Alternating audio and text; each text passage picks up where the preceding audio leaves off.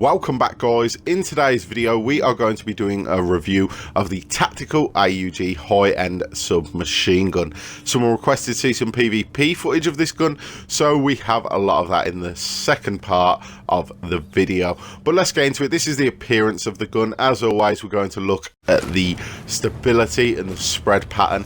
The reload speed, I have to say, is okay for this weapon. It's not bad at all. But with this gun, range-wise, because it's so stable, you can think you can fire from further away, and in honesty you can have picked up some kills from range with this weapon because it is just so powerful.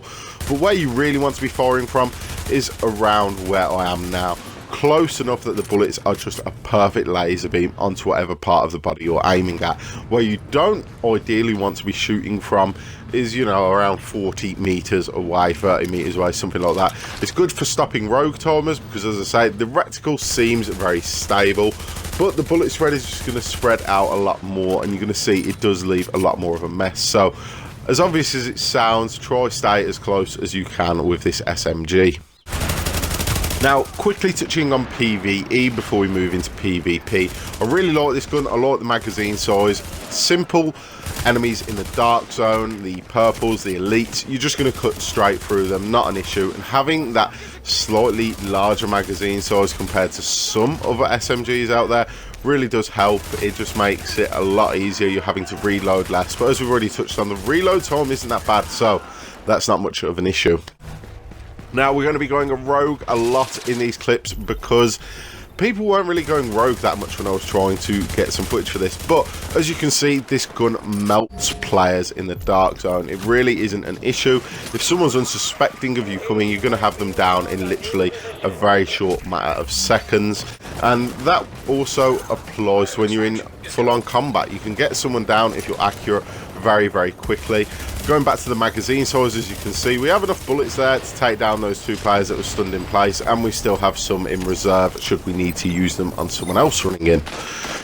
Now, for me, this gun is definitely a gun I'm liking using. I can get people in range of it, although I wouldn't recommend it. Can kill multiple people with the same magazine, that's always a good thing. But I like to play PvE as well as PvP, and just having that larger magazine really does make it easier to go up against those big bots.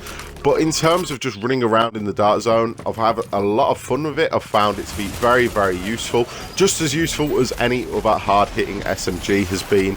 And it's a gun I'd recommend to anyone who gets it. Now, unfortunately, if you didn't pick up the blueprint is now gone. But the blueprint in the DZ03 safe house will be rotating on the weekly reset, so there may be a different variant of this come in. Maybe this blueprint will come back. But don't forget, you can also pick up lots of high ends from things like the challenge mode. If you're lucky enough to complete it, that will drop at 204. You can get them just from killing enemies in the dark zone. It won't be as high of a gear score potentially, but it will still do the same job for you guys. That, though, is going to bring us to the end of this video. My overall thoughts on the gun are that it is a good, solid gun, and it's one I'm going to be using for a while. I can definitely see that.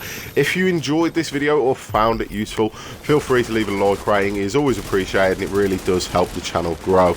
To never miss a video, make sure to subscribe. As always, thank you guys for watching, and I will see you tomorrow with a brand new video.